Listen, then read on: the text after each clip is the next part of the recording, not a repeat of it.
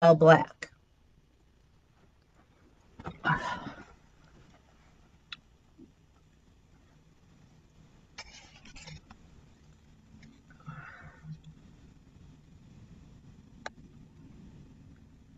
Hello, and welcome to our series about free and appropriate public education.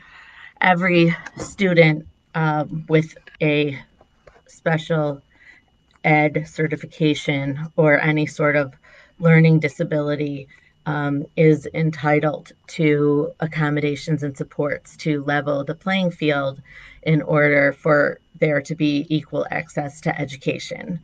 The uh, ticket um, into having special accommodations and services for your child is for your child to have an evaluation and then subsequently either have an individualized education plan known as an IEP or a 504 plan. In preparing to advocate for your child and to be the most armed parent you can be, it's really, really important to understand your child's disability and not just understand it by the definition in the DSM 5, but understand it from the perspective of what the law says about that disability, but even most importantly, understand it from how not only how your child learns, um, but how your child processes information and how your child best needs to be taught. So today we're going to go through some of the certifications and what they mean and how it affects learning so that parents you can feel better armed to advocate for your child. So let me just reach behind me and grab my notes. I didn't think it was going to work because I'm doing it on a different computer than usual. So just hold for 1 second. And here we are. You know, I like notes. I always have to have notes. Um, so first, before we um, start, Um, as I mentioned the other day, there are 13 categories of special education, and these are the categories that are outlined in the IDEA. And um, basically, there are um, autism, there's blindness, deafness, emotional disturbance, hearing impairment, an intellectual disability, um, there's orthopedic impairments. There's otherwise health impaired, which is usually where the ADHD falls. There's specific learning disabilities, visual impairment, traumatic brain injury, which also would include if a child has been exposed to alcohol or drugs in utero. Fetal alcohol syndrome may fall under that traumatic brain injury category. And then there's speech or language impairment. The goal of special ed is to make it possible for children to achieve academic success in the least restrictive environment. What that means is to the extent possible that your child can receive, um, uh, can participate and benefit in a general education classroom in whatever subject matter that is, that would be considered the least restrictive environment. If a child can go to gen ed classes for specials, but in more substantive classes, needs a smaller class setting or more attention or aids, then that may be a special ed situation. Not every child who needs aid supports extra time has an IEP. But if the child does have a disability that falls within the American Disabilities Act, the 13 enumerated disabilities, then they would be entitled to an IEP. The difference between an IEP and a 504 are obviously their source, one being from the American Disabilities Act, that being the IDEA, and one being from the Civil Rights Act. So, to get started, usually you have a child who is noticeably struggling in school or noticeably struggling to meet developmental milestones. At that point, there would be, an evaluative process, and then it would be decided as to how that was going to proceed. When you're talking about special ed, we kind of joke that there's the ABCs of special education, and I try not to use the acronyms to the extent that I remember not to use them. But I think at one of these days, while we're talking about FAPE, free and appropriate education, I will post the ABCs of special ed on our Facebook page for everyone's reference. It's really important, especially in an IEP meeting, that you do understand the acronyms or have the cheat sheet, because because they may assume that you know as a parent what they're talking about. Um, the single most important thing to understand when you go to an IEP meeting is that you are part of the team. This is not a deferential to the school officials process. This is 100% a team effort. And a lot of times, because of funding or because of the amount of kids who receive accommodations and supports in IEPs, um, there is not always enough time, and there is not always enough preparation. So this is your time to shine for your child. Um, so when we're looking at some of the different terms and definitions, I'm just going to go through a few of them right now. The first one is adapted physical education, and that's a specifically designed special education program that uses accommodations designed to fit the needs of students who require developmental or corrective measures in physical education. So, for example, if you have a child who has swimming as part of their curriculum, but they are wheelchair bound and they can't walk into the pool, there must be the handicapped access to allow them to have entry into the pool. Accommodations, those are changes that allow a person with a disability to participate fully in an activity. So that may mean that a child who has a hearing deficit has Bluetooth communication right from the teacher's mouth, through a device that she wears around her neck, into earbuds in the student's ears. That would be considered an accommodation. ADD and ADHD, most people are familiar with what that means, but basically, they're medical conditions, and they're characterized by an inability to focus. There's usually an impulsivity component, as well as a fidgeting or inattention. Anxiety is huge in children, especially now. I think that, if the lessons in first or second grade about tornadoes and 9/11 and all of the the different lockdown drills that our students have experienced over the past, 19 years, if that hasn't scared them enough, we now have COVID-19. So kids do experience a lot of anxiety because of school and because of the world that we aren't always attuned to, because we don't think they're old enough to stress. They're kids. So they do listen to our conversations, they do listen to us talk about current events, and they do react to that. It's a whole nother topic for another day about how you talk to your child about those things. Oh, I should give one disclaimer. All of my knowledge about disabilities has come from my experience working in special ed as an attorney. I am not a psychologist. I do not diagnose kids.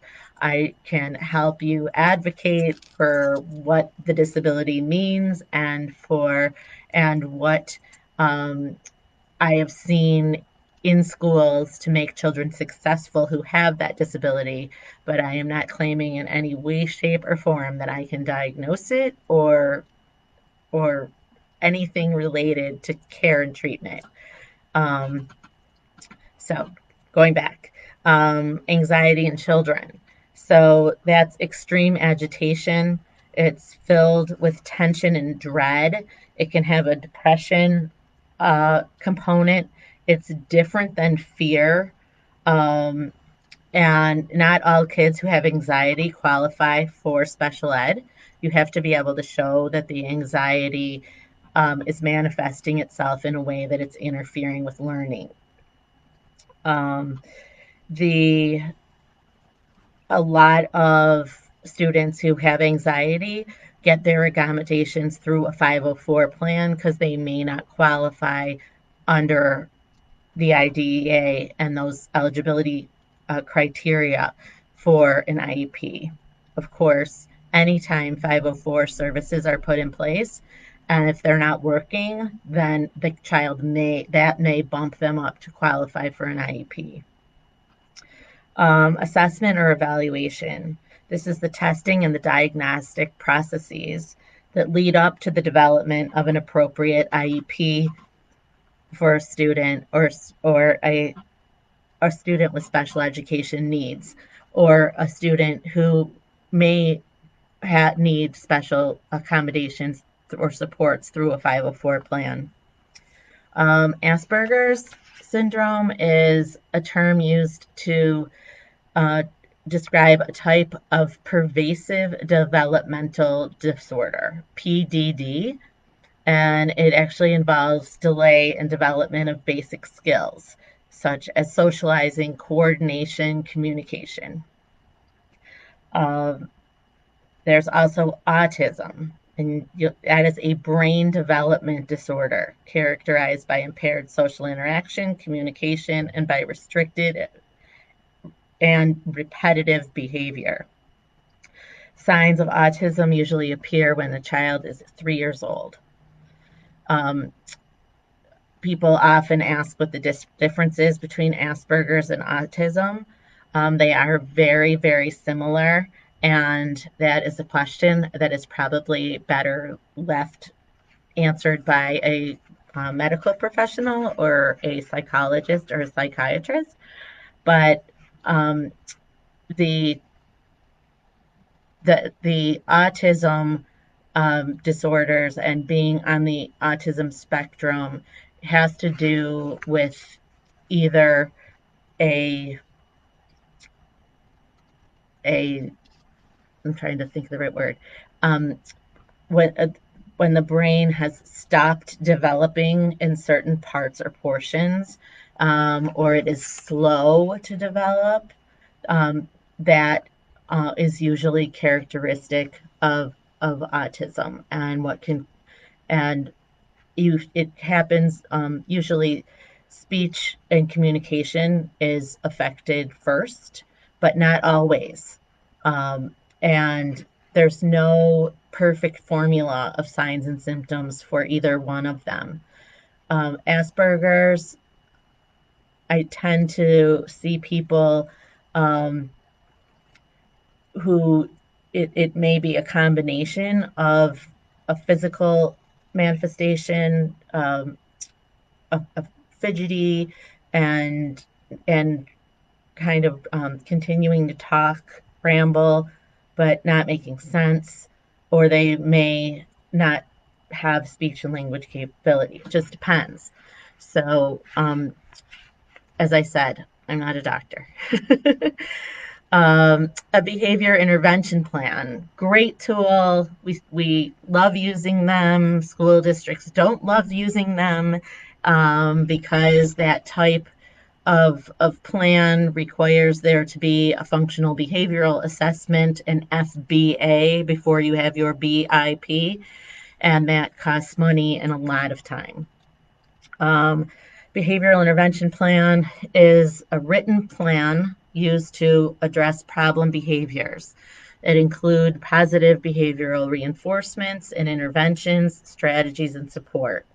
It can have program modifications, supplementary aids and services.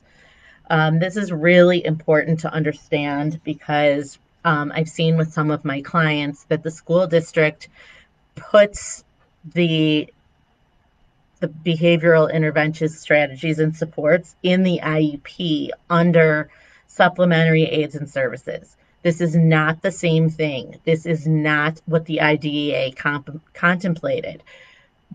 A behavior intervention plan is built on a specific behavior. When this child pounds on the table, because we've done a functional behavioral assessment, we now know the function of that behavior. A particular child could pound on the table when they need a pencil. And anytime they need a pencil, that's what they do. And through a functional behavioral assessment, you can figure that out. The behavior intervention plan will say, anytime the child bangs on the table, give them a pencil. Some behaviors that we see is like a child will drop their pants. That is their way of communicating, even though it's in the middle of the classroom, it's totally inappropriate that they need to use the restroom. So the behavior intervention plan will say, if if the child does this, this is how all of us are going to respond as a team to interpret that behavior and to uh, train the child, for lack of a better word, or let the child learn that instead of this behavior, we're going to do this. And if you actually do this as your mode of communication, then you're going to get a candy, a toilet paper, an action figure, whatever it is. So and it's going to be the same thing, no matter where the child does it, no matter who they're with, this is what is going to happen. So that's why the supplementary aids and services section of the IEP does not count as a behavior intervention plan. And I was in a due process hearing a couple of months ago, and that was their, uh, that was what the special ed director and all of the people involved in the IEP team were saying, was that we don't need a behavior intervention plan because we have it right here, but you don't, because it's not specific enough and it can't be duplicated by the substitute teacher, which, as we've talked about many times, is the test of all of this. We also deal with bipolar disorders, and those are cycles of mania alternating with depression.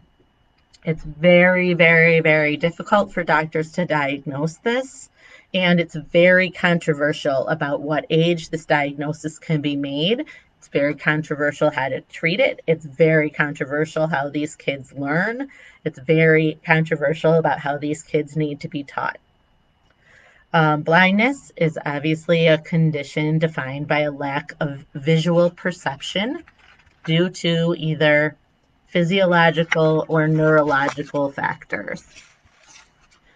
Cerebral palsy is a series of motor problems and physical disorders related to brain injury.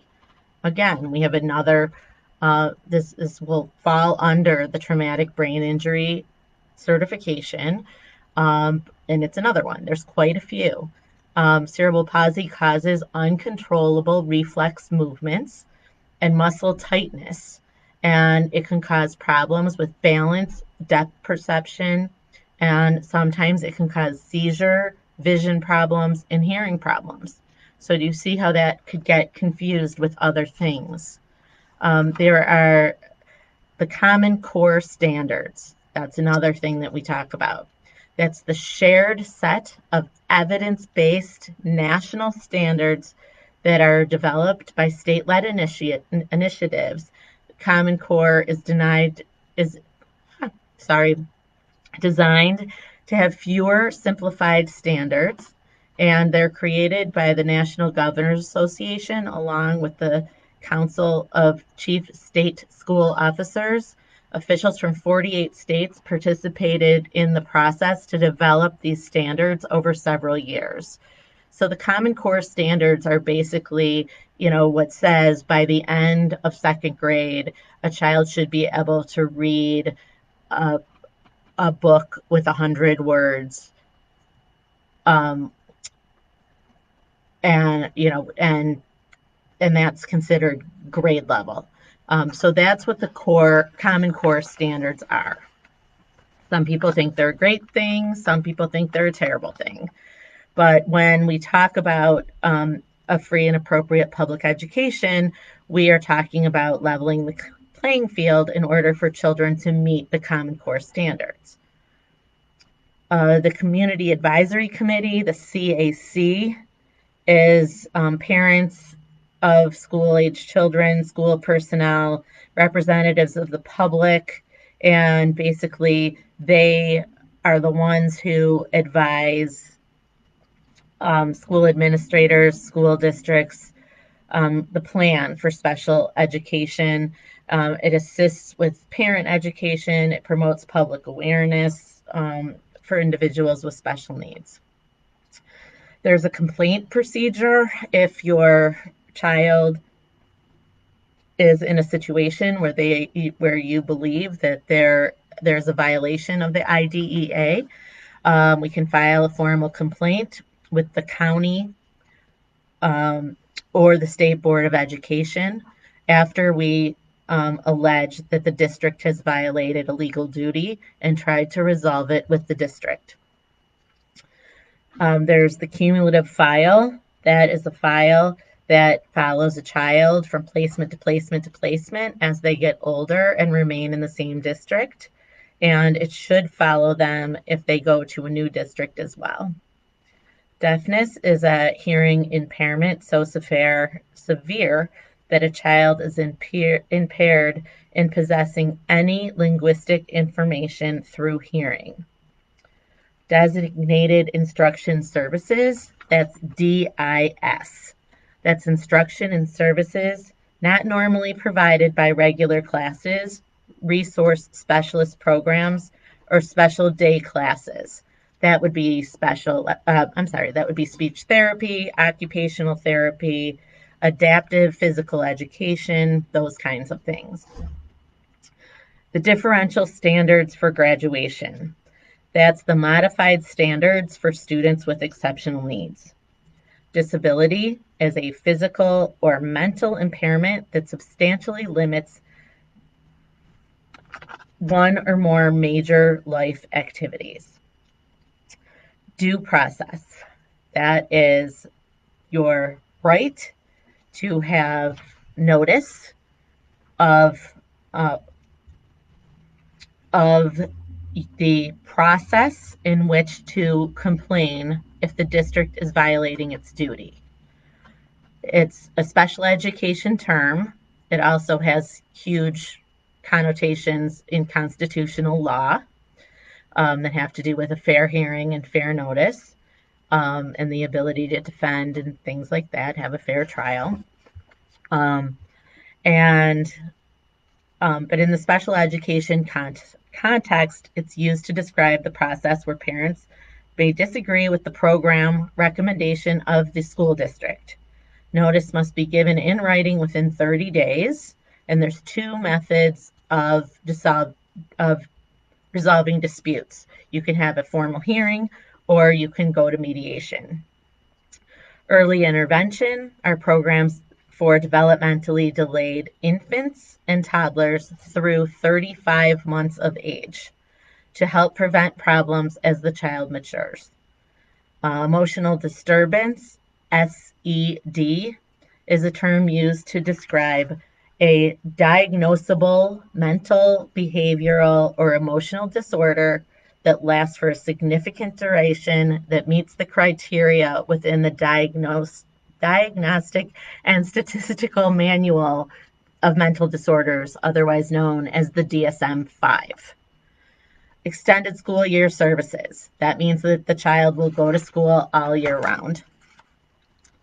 Isn't it amazing that we've been talking for 24 minutes and we are only on the F's of the ABCs of special ed?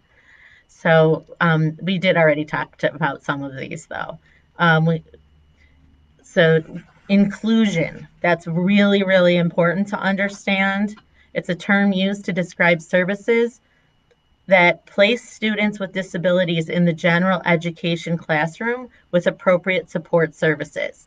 Students may receive instruction from gen ed and special ed at the same time. Um, there is a right to an individual education evaluation, an IEE.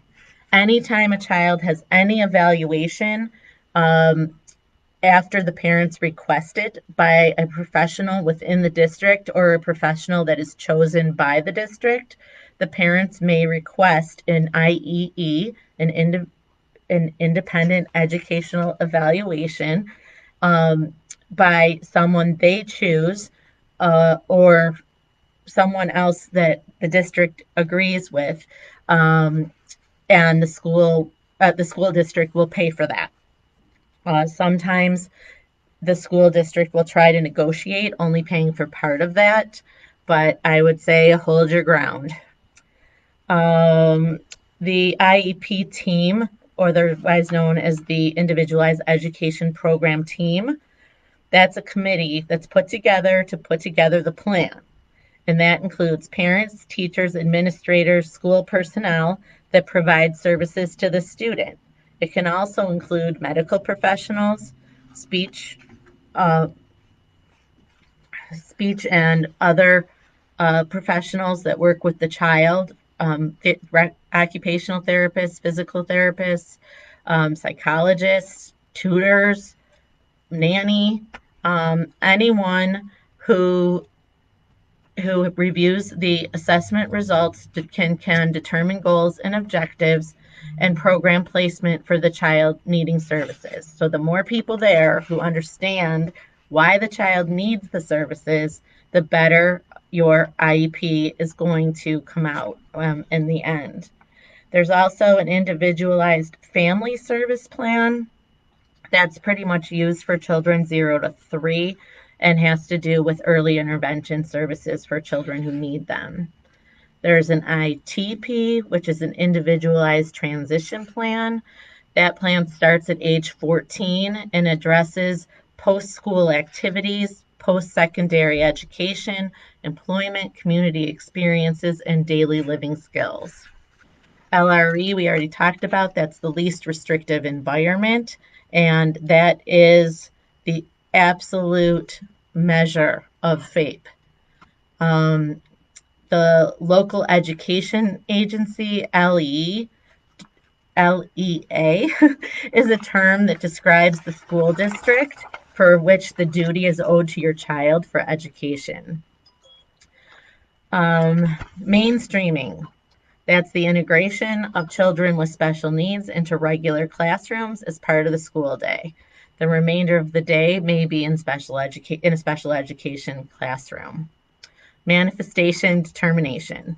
A manifestation determination is that is probably the most misunderstood uh, hole that that parents and school officials fall into. And the reason is because they don't accurately understand what the particular eligibility or certification, what the child's disability is, well enough to be able to advocate whether or not their behavior is a manifestation of the disability or just bad behavior. Manifestation determinations occur within 10 days of any decision by a school to change placement. If a child is suspended or expelled, that is a change of placement. If a child is sent to a different classroom, if they are on detention in school or out of school for more than 10 days, that is a change of placement. So, and they don't have to be consecutive. So it's a meeting, it's sort of a hearing, um, where a manifestation determination is made. And and this is where and we're going to have a whole talk about ADHD and ADD another day. But what I see the biggest injustice in the manifestation determination phase is kids with ADD and ADHD, because it's different in every single child. And yes, most children don't pull their pants down and reveal their private parts in the middle of a classroom because they have ADHD. But if a child has a heart condition and they've had a catheter and they know that if they don't go to the restroom the minute they feel the urge, that that could cause an issue with their heart, and so they get extreme anxiety in that moment and lose focus and don't behave appropriately. That's how their particular form of ADHD manifests itself. And it's very, very important for parents and professionals to understand that, so that in a manifestation hearing, they're evaluating from that individual child's individual disability, not the label. Because all ADHD and all ADD and all hearing impairments and is they are not created equally. We have individual children, individual learners, and individualized ways that they need to be taught. And that doesn't change because the child is in trouble. Mental retardation is now referred to as intellectually disabled, and it's characterized by a below average cognitive functioning in two or more adaptive behaviors with onset before age 18. There's also a child can have multiple disabilities that are defined in their IEP, and this that cause severe educational needs and multiple special education programs. For example, if a child is intellectually disabled and they're blind. Non-public schools are basically they have to have a contract with a public school district to assist them in delivering special education services or evaluation services in order for children to have an appropriate placement. Obsessive compulsive disorder, an anxiety disorder. Remember, I told you earlier, anxiety is tricky. This one presents itself as recurring, persistent obsessions or compulsions. They're intrusive ideas, thoughts, or images. That's what obsessions are, where compulsions are repetitive behaviors or mental acts that a child feels they must perform. For example, they must wash their hands 10 times a day. That is a compulsion with cleanliness, where an obsession is someone who washes their hands every time they write a word, so that they're obsessed with washing their hands to the point that it interferes with their ability to learn. An occupational therapist is a consultant and support to staff and to the student to improve educational performance for fine motor, gross motor, and sensory integration development. Another really, really difficult disability is oppositional defiant disorder, ODD, and that's a child who defies authority by disobeying, talking back. They're always right. Um, they're they can be hostile in a way that's excessive compared to other children. They can have it's a pattern of behavior. It has to occur for 6 months in order to actually be diagnosed. Um, it occurs often with other behavioral problems. You often see it coupled with ADHD or with other anxiety disorders. Orthopedic impairments are used to define impairments caused by a congenital anomaly. It's an impairment by a disease or by another cause. So it could be if someone has low muscle tone, if they have a spinal bifida, or some other physical disability or anomaly. Other health impaired, that's where ADD falls. Excuse me, epilepsy, heart condition, hemophilia, leukemia, nephritis, sickle cell anemia, those all are going to fall under other health impaired if because a child has limited strength, vitality, or and alertness that limits their ability to perform in the educational environment. Um, Asthma and other chronic health conditions can also fall into other health impaired. There is quite a bit of controversy over asthma.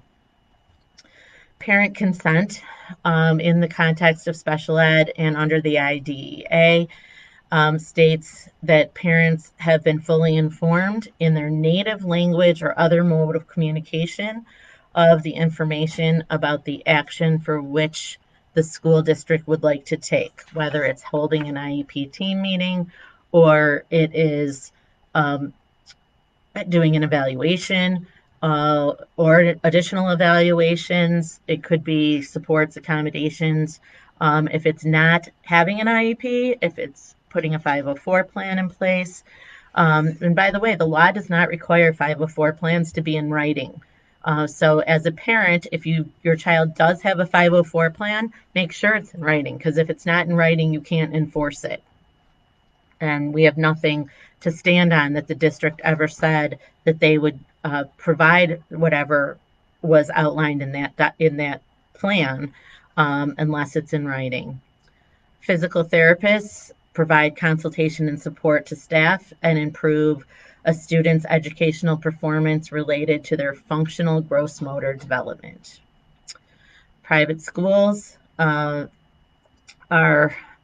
a whole world of their own. As you know, the IDEA deals with public schools and any institution of learning that receives federal funding. Uh, Private schools should have a contract with a local school district to assist them in determining if a student qualifies for special education. And if they do qualify, then that district where the residence of the child is, not the district where the school is, would be responsible for writing an IEP. Resource specialists. They provide instructional planning and support and direct services to students whose needs have been identified in an IEP and are assigned to a gen ed classroom for the majority of their school day. So a resource specialist may come and pull a child out of their gen ed classroom to do some extra reading or support, or do some extra math support, or do a different kind of math, or reading or writing or whatever the child needs. The school psychologist is involved in performing evaluations. They can they assist in the identification of intellectual deficits, social and emotional needs of students. They provide consultation and support to families, and they can help plan programs to meet the special needs of the child. Sensory processing disorder. This is very difficult to understand. If your child has a sensory processing disorder, then you have a lot of Googling to do because it manifests differently in every child. They learn very differently because of their processing speed. They have a lot of difficulty looking at the board and taking notes on the paper. It's that transition that is usually affected, and how we're going to make sure that the child can keep up with the material in a learning environment is a key concern when someone has a sensory processing disorder. It's a complex brain disorder that causes a child to misinterpret everyday sensory information like movement, sound, and touch. Children with SPD may seek out intense sensory experiences or feel overwhelmed with information. So, kids with sensory processing disorders usually have extreme anxiety because it's going too fast and they can't keep up. They see it's going, but they're not able to comprehend it, take notes about it, and internalize it at the speed of education. So, very difficult and complex disorder to deal with. And this is the one out of all of them that You have to do a lot of research, ask a lot of questions before you get to the IEP meeting and really understand what it is. Specific learning disability is a special education term used to define a disorder and one or more of the basic psychological processes involved in understanding or using language, spoken or written, that may manifest itself in an imperfect ability to listen, think, speak, read, write, or do mathematical equations. It's a mouthful. It's a big category. Again, ADHD, ADD, anxiety do not fit under specific learning disability because not all ADHD, not all ADD, and not all anxiety uh, issues that children have impede their ability to learn. So they're not always learning disabilities. Speech and language impairment are communication disorders such as stuttering, impaired articulation, language impairment, voice impairment. It can be children who don't communicate with verbal language. It can be any number of different impairments that have to do with communication. Speech and language specialists are who assess the students for possible delayed speech and language skills, and they will provide direct services such as teaching them phonics, morphology, syntax, semantics, pragmatics, and they are also available regarding hearing impairments and amplification. So there's the Social Security Disability Insurance Benefits, which are SSDI, that are available to many individuals with disabilities.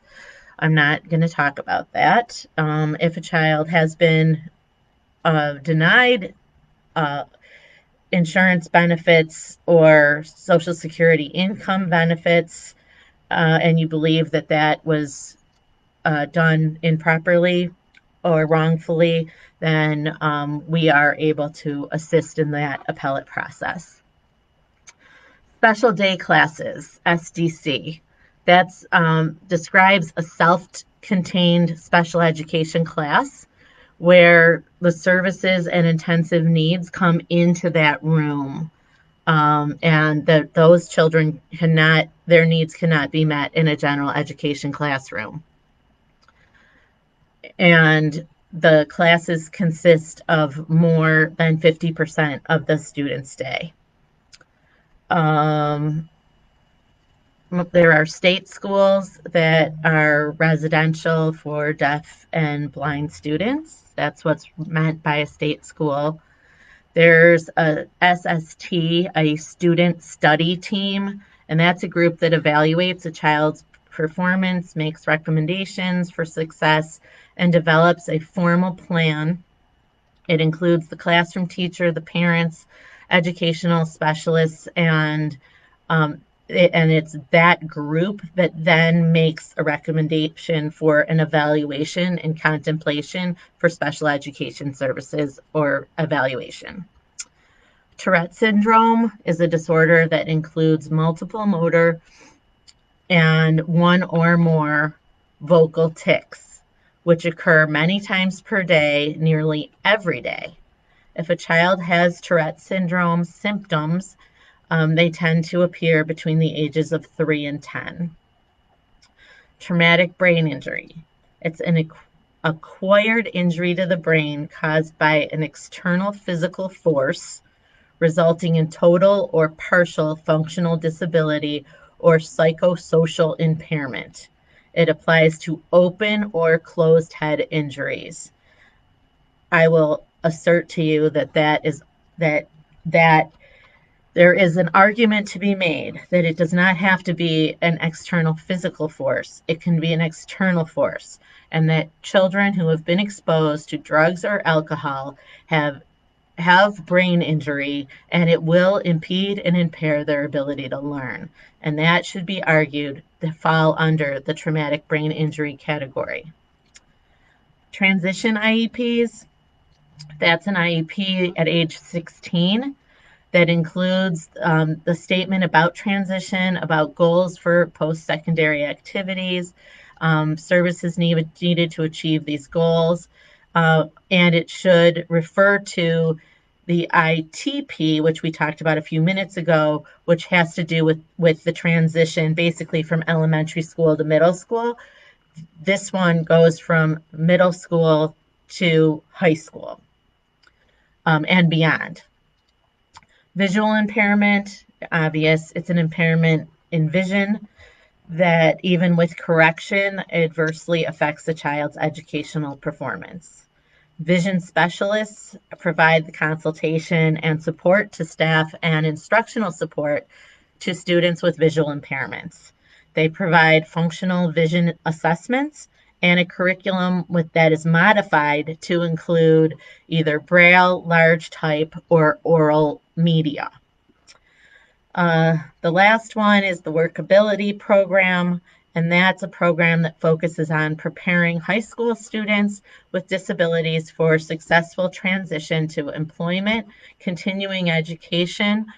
It could be independent living and quality adult life with an emphasis on work-based learning opportunities. So, wow, we made it. Um, So, with that, I hope that you found that helpful. And I think tomorrow we will base our program on ADD and ADHD and all the different colors of those disabilities. But before we close, I would like to bring your attention to a few things on the COVID-19 front. 67,957 cases uh, in Michigan, 6,097 deaths. And just putting that in perspective, 2.3 million Americans have been diagnosed and 120,000 people have died. Unfortunately, we are about to see this become a political issue. There is a divide when you look around the country. States that took this seriously tend to have Democratic governors and were closed longer, are slower opening up, uh, and the three states that are green on the map because they believe that it is contained, not perfect, but contained, um, have Democratic governors, where Arizona, Florida, and Texas are now seeing a boom in their cases of COVID-19 because, to quote the CDC, they were bullish on opening. President Trump spoke in Tulsa, Oklahoma, and he talked about how there should be a slowdown in testing because too many positive tests are coming up. It's so completely beyond comprehension that our public health would become a political pawn. Dr. Fauci did speak to Congress again. He is urging that we continue to test. He is urging that the reason we have to continue to test is because it allows clusters of positive tests to be identified and those populations and the virus to be contained so that we don't have a national second wave. Governor Whitmer did announce her plan for schools to be open in the fall. However, there are a lot of issues. The state of Michigan took a multi-billion-dollar tax loss during the time that our state was closed due to COVID-19. And for schools to be open, there will be enormous budget cuts and there will be enormous expenses for the safe protocol to be put in place for return to learn. The Return to Learn Advisory Committee has 25 people on it. It's educators, it's parents, and it's healthcare professionals. and they are still mapping this out. However, it's being announced daily and released as fast as it can be. We are in phase 4 now in most of the state, or less, and it is hoped that we will move to the position by the end of the summer for there to be live school. This applies to traditional, charter, parochial, public, and private schools. And there has been an issue that just came up in the legislature today. Republicans are saying that the governor needs to stop asking for federal bailout money, regardless of the need and the expensive protocol that will be put in place if our schools reopen brick and mortar. And so once again, we will have some politics in funding and our ability to get the federal funding that is there for us to bail out and to use and to bring our state back to open safely. So with that, the last thing is, if you aren't aware, we are doing a discounted service for 2020 graduates. We will provide powers of attorney to parents and students, well, to anyone, but it's discounted for class of 2020 to allow parents access to education, academic, health, and mental health records of their now 18-year-old graduate. So just call us if you want to set that up. It doesn't take very long. And as I said, if you say class 2020, you can have a discount, even if you just say it and you're not really a class of 2020 graduate. We're going to be like Amazon or Shutterfly, some of those other things. So with that, tomorrow we'll talk about ADD and ADHD and how it falls into this and why it's difficult to work with in formulating IEPs. And I hope you all have a wonderful, wonderful day. See you tomorrow. Bye-bye.